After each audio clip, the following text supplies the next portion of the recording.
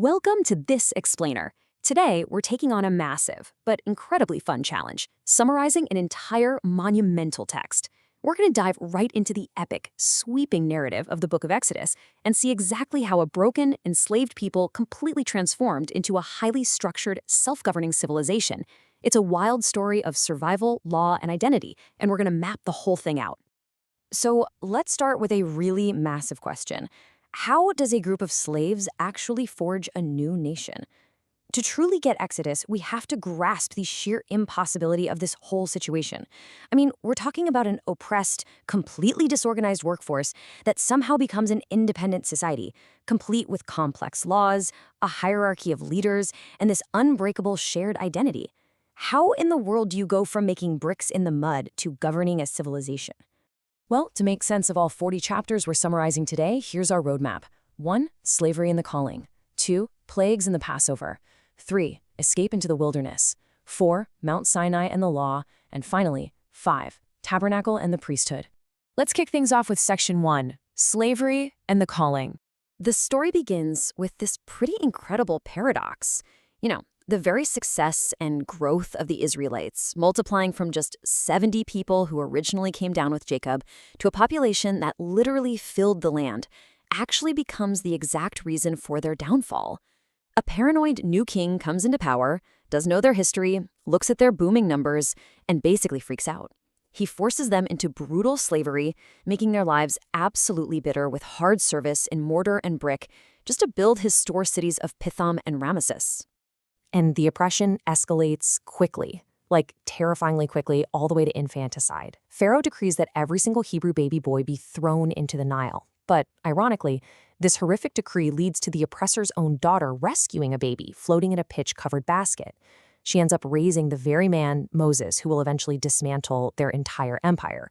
He grows up, witnesses the brutal beating of a Hebrew, strikes down the Egyptian responsible, and, is forced to flee for his life deep into the desert of Midian. Decades actually pass in that desert. But then God shatters the silence from a bush that is burning, but incredibly not burning up. He says, "I have surely seen the affliction of my people and have heard their cry." Right there at the burning bush, God reveals the divine name, I Am, and calls a very hesitant, excuse-making Moses to go back to Egypt and face down the most powerful man on earth.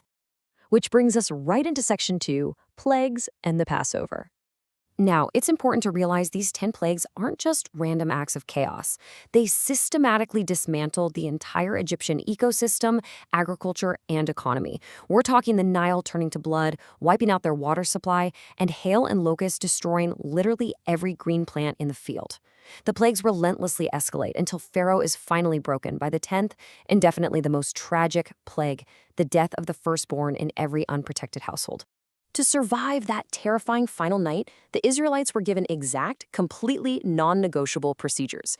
It's fascinating because it brilliantly illustrates how this ancient religious ritual actually began as a literal, urgent survival checklist for fleeing slaves. They had to select a blemish-free lamb, paint its blood on their doorposts so the destroyer would pass over their homes, and eat their meal with their belts fastened and sandals already on their feet.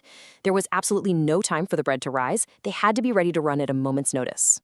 Try to wrap your head around the sheer scale of this exodus. We're talking an estimated 600,000 men on foot, plus women, children, and a mixed multitude of others, all marching out of Egypt.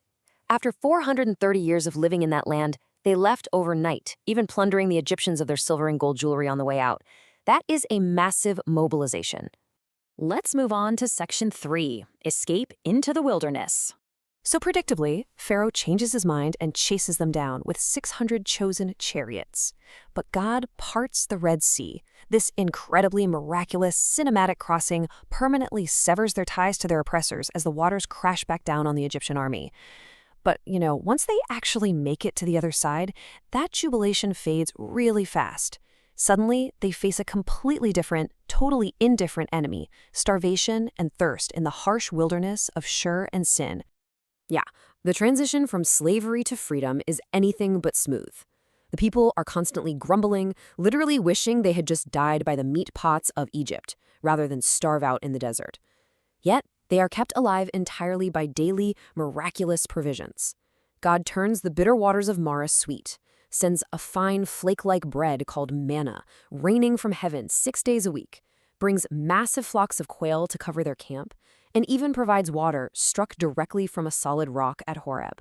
But physical survival isn't their only problem. They are basically facing an administrative collapse. Before they even reach Sinai, Moses' father-in-law Jethro visits and sees Moses completely exhausted, judging disputes all by himself from dawn till dusk.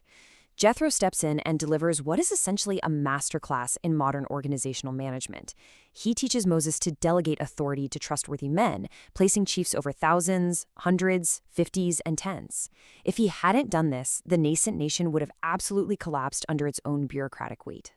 Which takes us right into Section 4, Mount Sinai and the Law.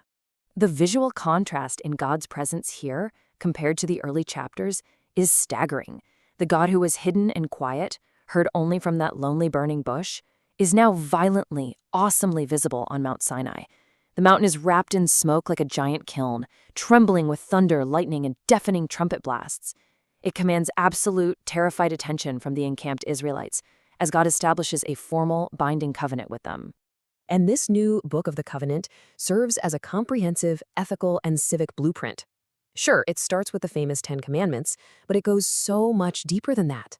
We're talking property laws about repaying stolen oxen or sheep, and strict social justice mandates protecting widows, orphans, and sojourners. Think about it. These newly freed slaves are being handed a foundational societal structure. The entire point is to ensure they don't turn right around and recreate the systemic oppression of Egypt in their new land. Finally, we reach Section 5, Tabernacle and the Priesthood. I absolutely love the contrast here between their starting point and their ending point. Back in Egypt, their labor was forced, bitter, and driven by the whips of taskmasters demanding bricks without straw. But here at Sinai, their labor is funded by voluntary contributions of gold, silver, and fine linen. It's executed by spirit-filled artisans like Bezalel and Oholiab. They've literally gone from abused slaves to free artisans using their absolute highest skills to build something magnificent. Using pure gold, acacia wood, and fine twined linen, they follow exact patterns to construct these highly specific, sacred objects. They build the Ark of the Covenant, topped with golden cherubim, a solid gold lampstand styled like almond blossoms, and a massive bronze altar for sacrifices. They even weave these incredibly elaborate garments, like the jeweled breastpiece and the ephod, which is the sacred apron-like garment for Aaron and his sons. They are taking this abstract faith and turning it into a tangible, structured reality managed by an ordained priesthood.